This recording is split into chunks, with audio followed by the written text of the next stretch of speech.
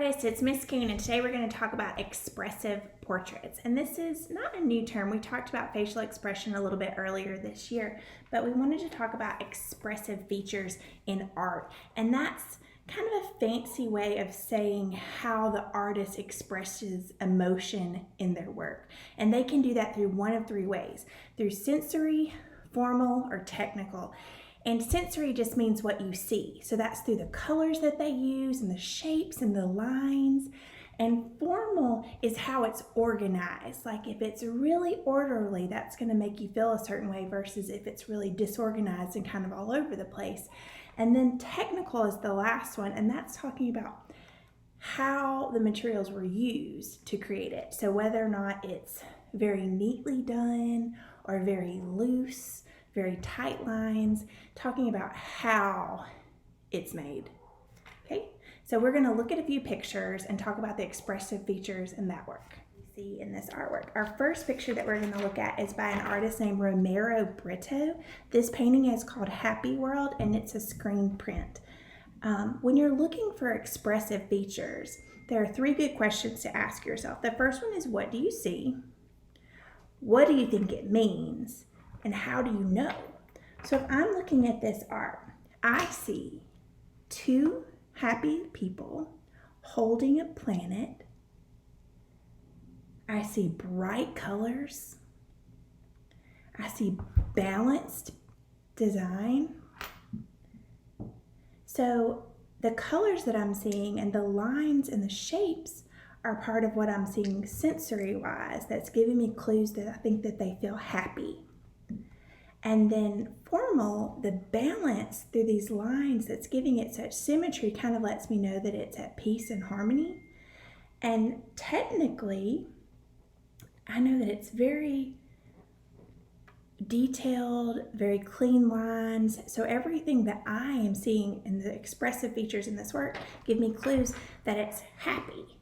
Okay, so we're going to look at a photograph by a photographer named Dorothea Lane. This is Migrant Mother. It's a photograph that was taken in 1936, gelatin silver plate. So we're going to look at this photograph for a second and then discuss or think for yourself or talk with your family. What do you see? What do you think it means? And how do you know? If we look at the picture for what we see, the details in the picture we see,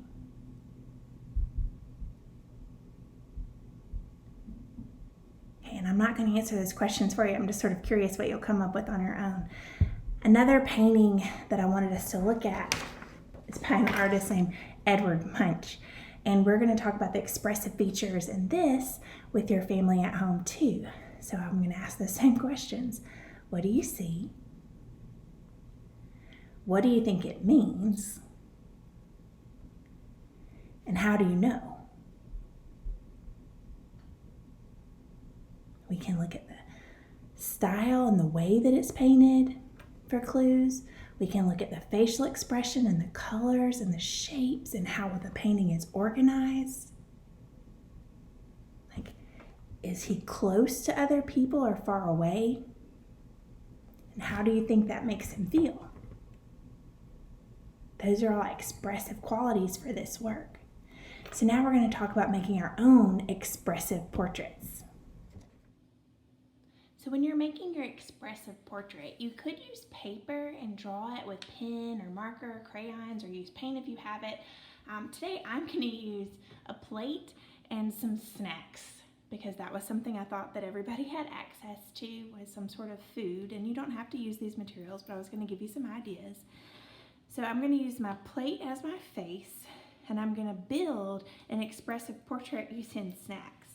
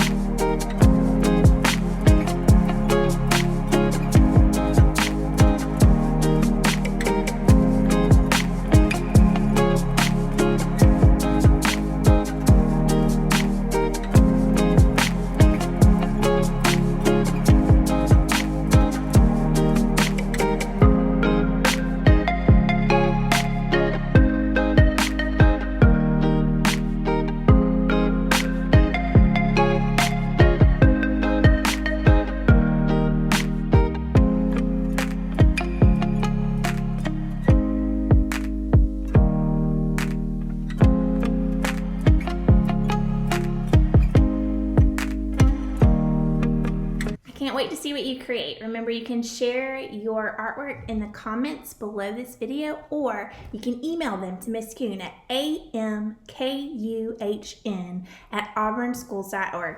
Bye.